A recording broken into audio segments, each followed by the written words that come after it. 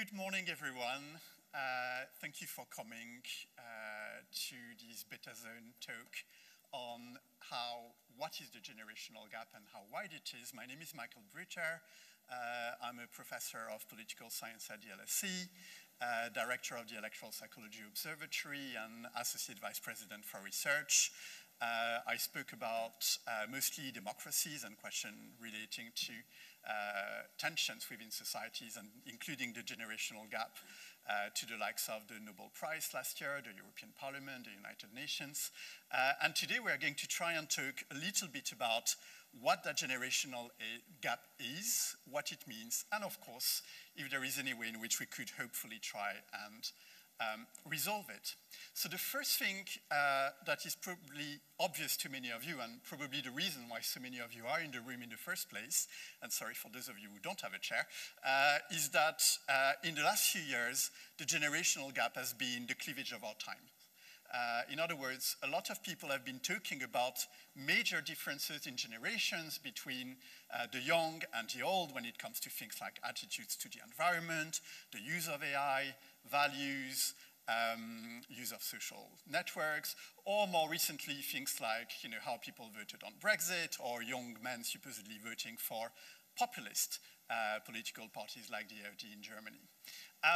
Some of the things I'm going to talk to you about today, and some of the things I'm going to try and dispel, is really the fact that we focus too much on the substance, that it's actually okay to disagree, and not enough on the mechanisms of the generational gaps. And as a result, many of the solutions we've been trying in order to try and resolve that gap have been failing because they were simply an answer to the wrong question.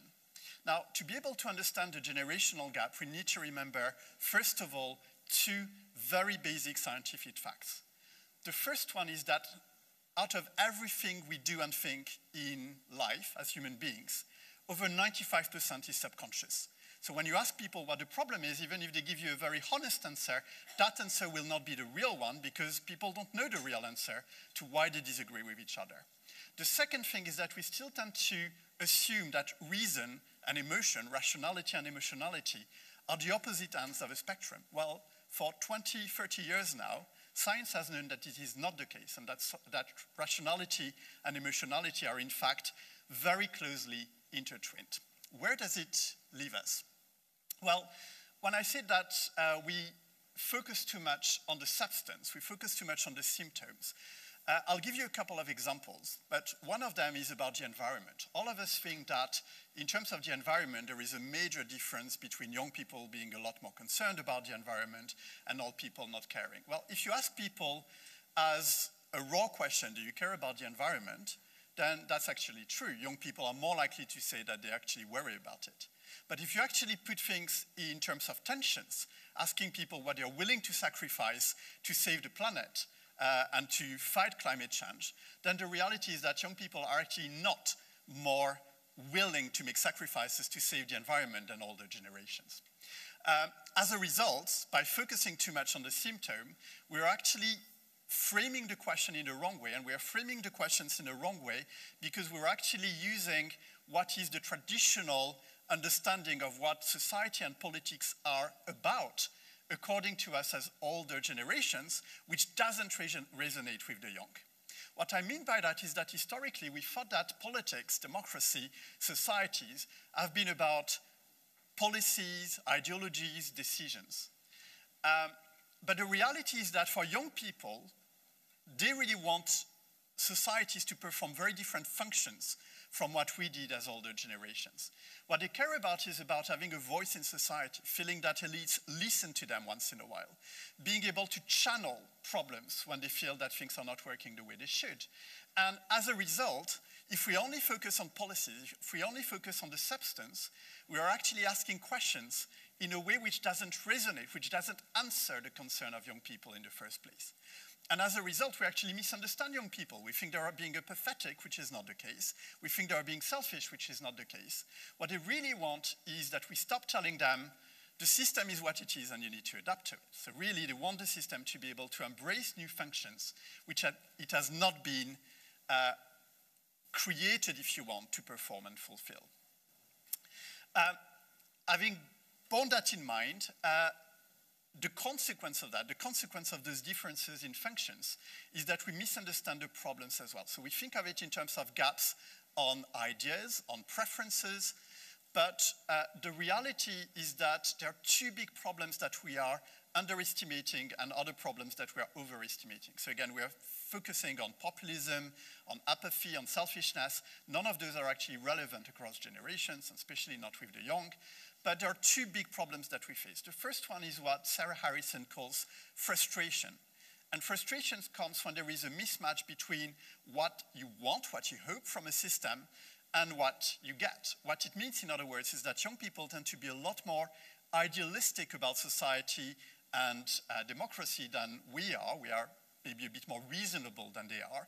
And therefore, they are not willing to accept the lesser evil, if you want, when they think that none of the options they are given are suboptimal to them. The second problem is a problem of hopelessness. And hopelessness is what people feel when they feel that things are so bad that they can't get worse anyway.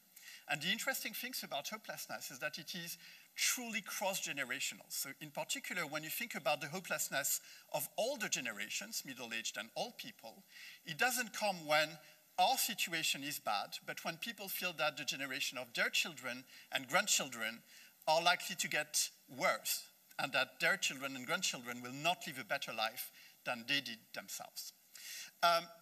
What it means really is that there is good news here, which is that the different generations actually like each other.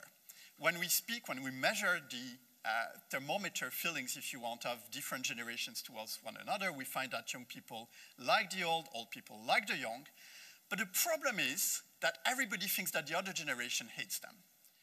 That's what we call a problem of mirror perception. And that problem of mirror perception is really what is fueling intergenerational tensions within our societies, both across the global north and the global south.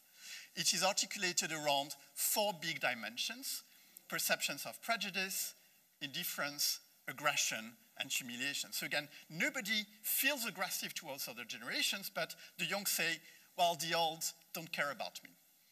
And the old say, the young don't respect me, or they are not interested in my future. Now, on the face of it, it sounds like good news, right? Because what we really have is that we have a situation where no generation really holds negative prejudice towards each other in real life. In reality, problems fueled by mirror perceptions rather than perception are actually worse. And the reason why they are worse is because mirror perceptions are very disinhibiting. When you are actually negatively prejudiced towards others, then you need to fight your moral consciousness somehow. You need to actually accept that you might be doing the wrong thing when you're actually trying to behave in a way which might be negative or harmful to different generations. But because of mirror perceptions, every generation feels that they're merely defending themselves against a sort of ghost aggressor, which is made of other generation. And that is what is utterly disinhibiting about it, and the reason why we really need to reverse the cycle of negative mirror perceptions across generations. How do we do it? Well, we do it by, first of all, remembering what it felt like to be young when we were. So what we do in our research at EPO is that we use a lot of different things. We use physiological experiments, visual experiments, surveys, panel studies, interviews, family focus groups.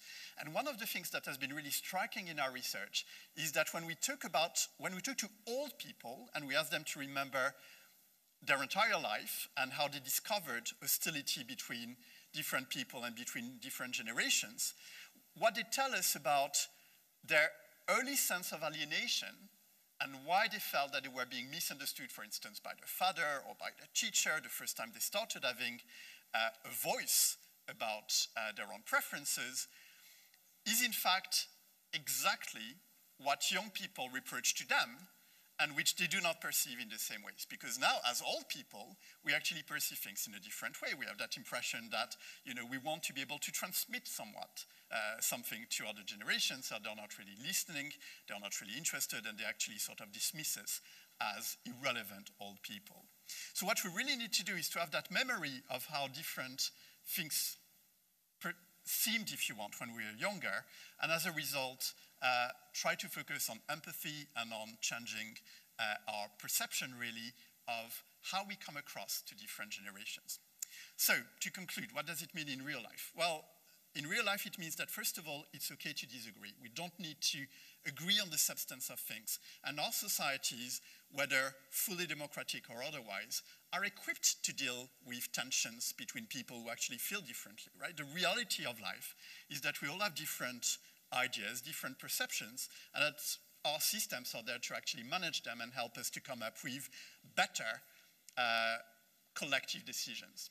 What is not okay, however, is to actually give people a sense that they are being ignored, or that we tell them, well, the system works for me, the system is what it is, you'll have to adapt to it. If we want intergenerational tensions to recede, what we really need to do is to be able to find ways to accommodate the hopes, the desires, the worries of different generations within the same collective system by actually accepting that the system will need to perform far more different and diverse functions than they were equipped to do in the first place.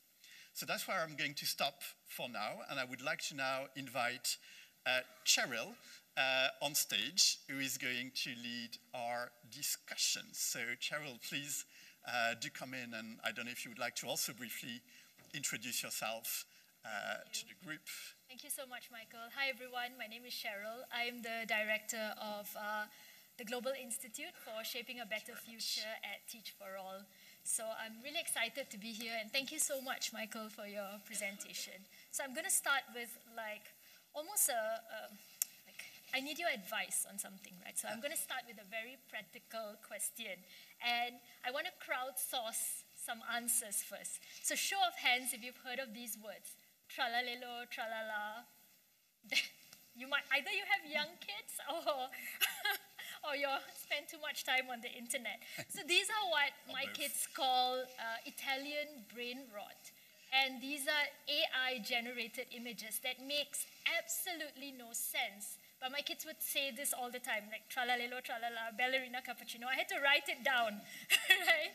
So it's tough not to be judgmental when they're saying all these things that obviously doesn't make sense. And I'm thinking back about the prejudice index that you shared just now and the different things. So knowing that we come from a different generation, do we keep up or do we just understand? How do we deal with this practically? Well, I think there is a third alternative, which is that we have sometimes to accept that we might not understand everything. And I think that we might not understand everything about the younger generation in the same way we might not always understand everything about generations which are older to us.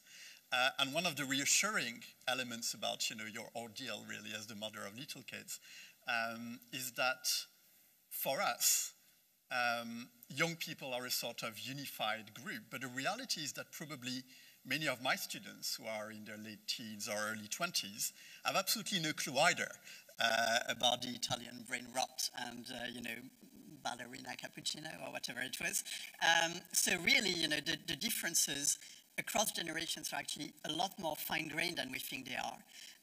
And from that point of view, one of the things we discover when it comes to generational gaps is that there are no set generations. Even the sort of shortcuts like, boomers and Gen X and Gen Z don't really mean very much. I mean, I'm always surprised. I turned, I'm sad to admit, 50 a few months ago.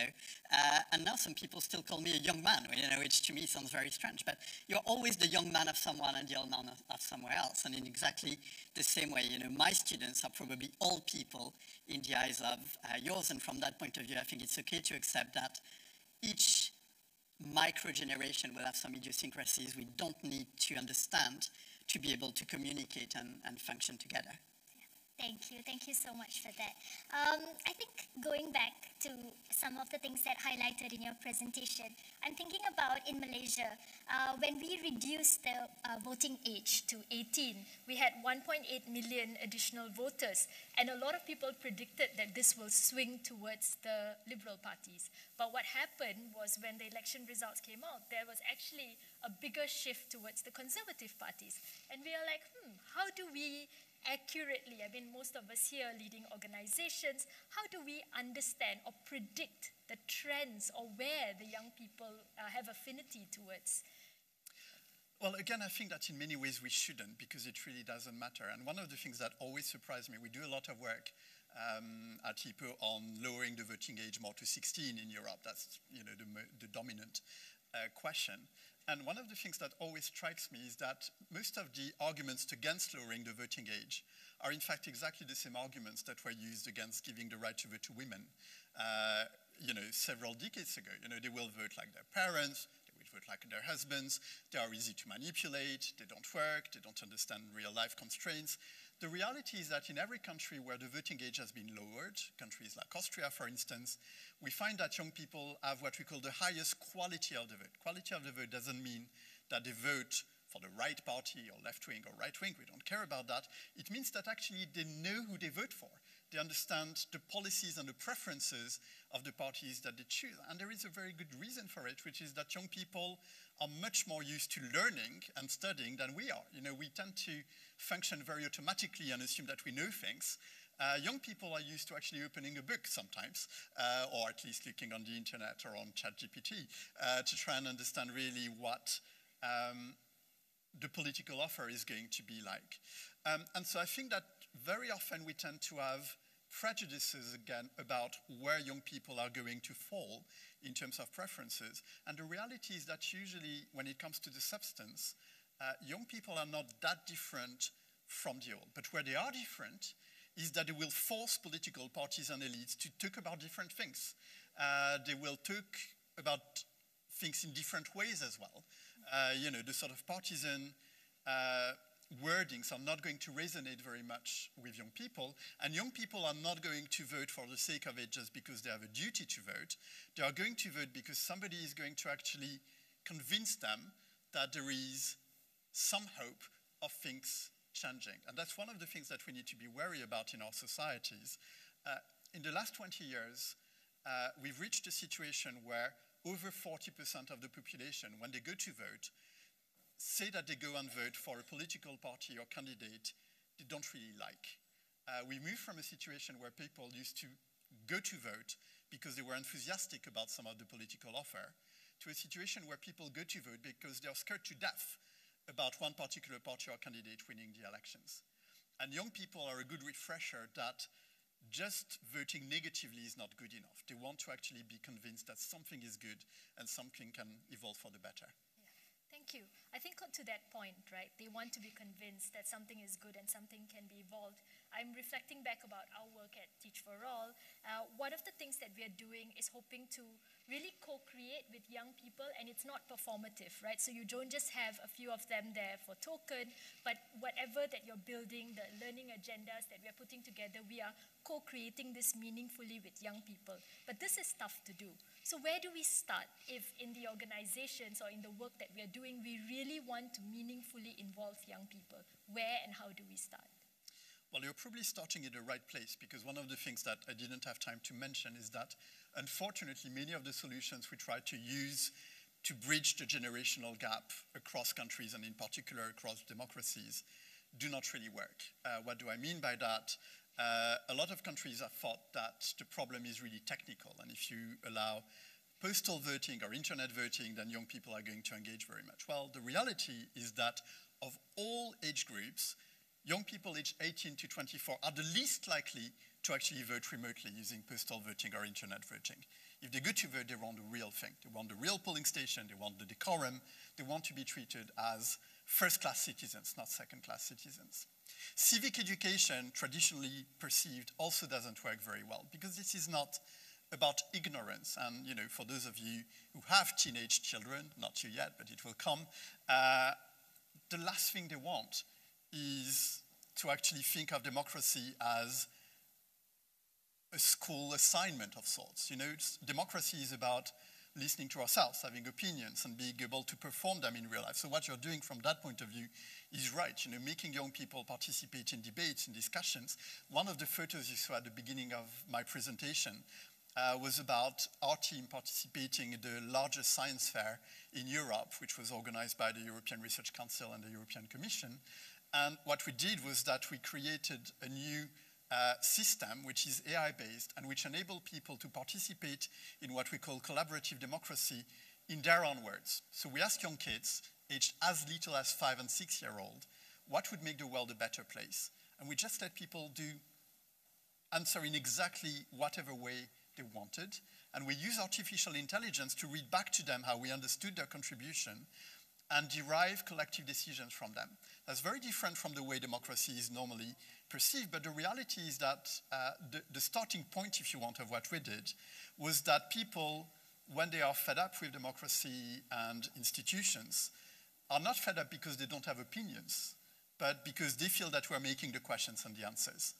And when we let them actually enter their opinions in their own voice, what we realize is that there is plenty of opinion in this world which is just wasted.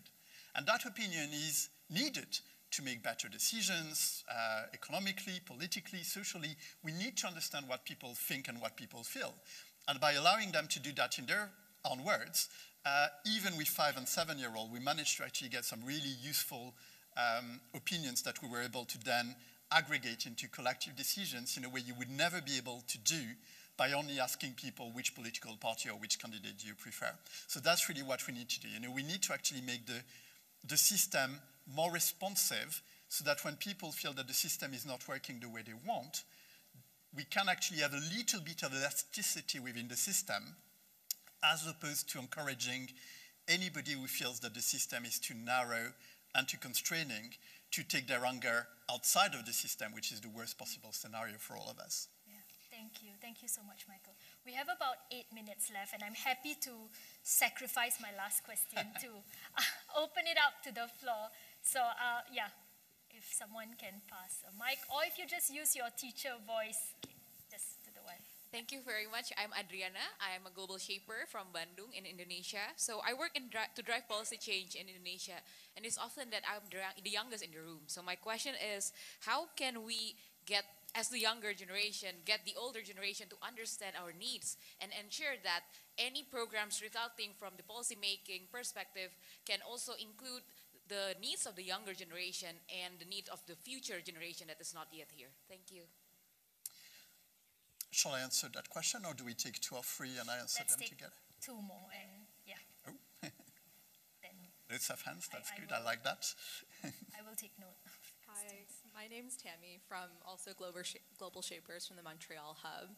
I think we've spoken about some examples in Austria and in Europe on the generation gap, but we're here in Asia today, and obviously there's also just different attitudes towards the older generation.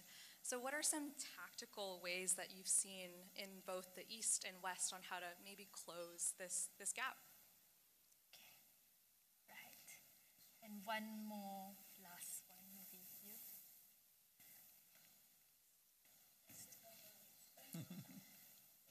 We'll have a second round. Hi, my name is Ben. I'm also a global shaper from Austin, Texas. One of the things that I'm increasingly curious about is obviously there's larger increasing aging populations, and so with lower fertility rates all over the world, especially in countries around Asia, I'm curious how your research has shifted to focus on that and what strategies we might think of to keep the younger generation having a voice when there is increasingly less of us. Thank you. Okay, so to try to make maybe a sort of global answer to leave room for a second stage, I think one of the really interesting things in your questions is that it alerts us to one of the wrong ways in which we think of intergenerational problems. And very often we say generational problems are intergenerational problem, but we mean young problem. And that's not right. I mean, the problem is not young people, right? The problem is about how we all live together and how we actually function together. And from that point of view, one of the really interesting things is that some of the issues are common between Global South and Global North, and common as well between fully democratic societies and countries which are maybe not fully democratic, in the sense that everywhere, including in countries which are not traditionally democratic, there is a perception that young people are challenging some of the established order of respect for older generations and things like that, in ways which older generations might feel very offended by, and they feel offended by it because they feel, well, when we were young, we actually abided by those ways of doing things, and now it's not the case.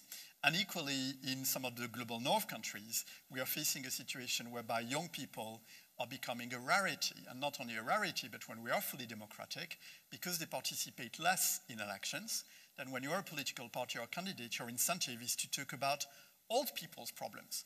And by talking about all people problems, what you do is that you actually alienate young people even more and make them even less likely to participate in elections because they feel that they are being overlooked and unaddressed. And as I mentioned, that goes back to our intergenerational mirror perceptions. So one of the solutions to that is really, first of all, to realize, and that goes back to your question, that young people are actually very diverse. And I think that one of the worries I have sometimes is that it's important to realize that young people are not always the ambassadors of young people. In other words, a young person who is already participating in society, feeling well understood, is not always going to really understand the part of the population which is alienated and excluded from democracy and from social discussion. Another solution is probably to lower the voting age, because what you do when you lower the voting age is that you make it mechanically necessary for political parties and elites to start talking about younger issues, in a way, or more young issues, precisely because you are mechanically increasing the number of young people who need to be convinced because they become necessary to win an election. So that's where I'm going to stop, maybe, so that we have a second round of questions. With apologies to all the answers I give, which are too cursory, but I'll be around for another 2 days. You can always come and speak to me. All right. I